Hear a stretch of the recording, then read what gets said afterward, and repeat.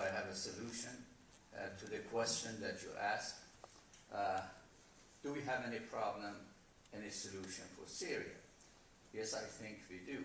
Very brief, please. Yeah, but as long as in this country we have 94 senators, 219 congressmen that receive money from agency that was recognized in 1963 as a tool of the Israeli government, IAPAC, we are not going anywhere. We have surrendered our foreign policy entirely.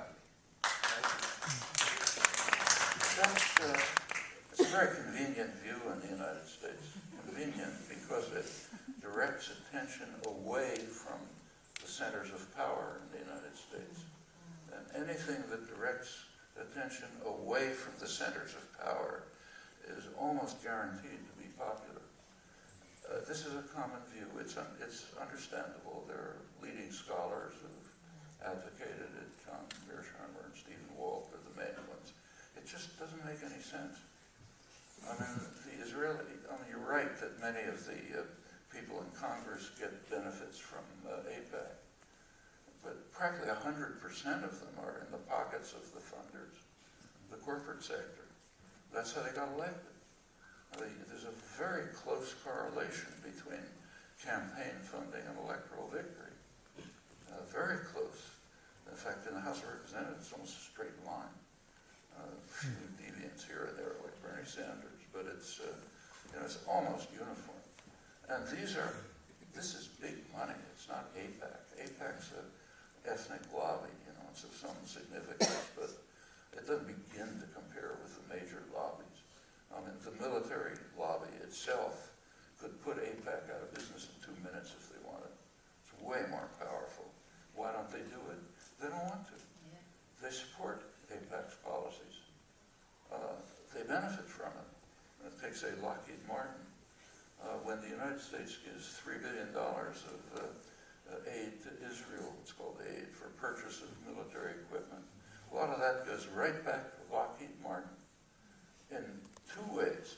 First of all, they get paid for developing, the F-135 and so on. They get paid by the U.S. taxpayer via Israel. Secondly, when we give a couple $1 billion of military aid to Israel, Saudi Arabia comes along and says, we want 10 times as much for ourselves. And Lockheed Martin isn't very happy to provide Saudi Arabia with second-rate equipment, which they don't know how to operate anyhow. They're getting a $60 million aid grant as compared with Israel's $3 billion. All terrific for the military, directly for military industry. Furthermore, there are extremely close interactions. Some of you may have seen one of the most important leaks from Wikileaks. Didn't get much publicity. It was quite important. It was a list of a Pentagon list of strategic sites, super high value strategic sites around the world that have to be protected, above all else. One of them was Rafael Military Industries, right outside Haifa, major military complex, closely integrated with the U.S. military. It's one of the places where drone technology was developed, for example. It's so closely integrated that Rafael transferred its management offices to Washington. It's an Israeli industry. Its offices are in Washington because that's where the money is. And that's just symptomatic of extremely close relations. High-tech industry in the United States, like, say, IBM and so on, they're increasing their investments in Israel, not because they love Jews. It's just a good place for them to invest.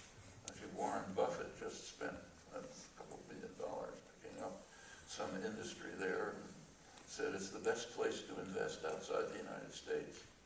And it's close intelligence connections and so on. So why doesn't the military lobby stand against APAC? Because they support the policy. They do.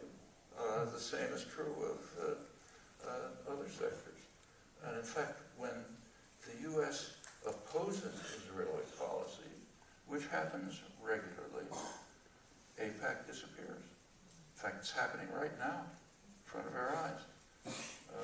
AIPAC's leading goal was to try to get the Senate to pass legislation that would essentially block the Iran-U.S. negotiations. But they failed. Pardon?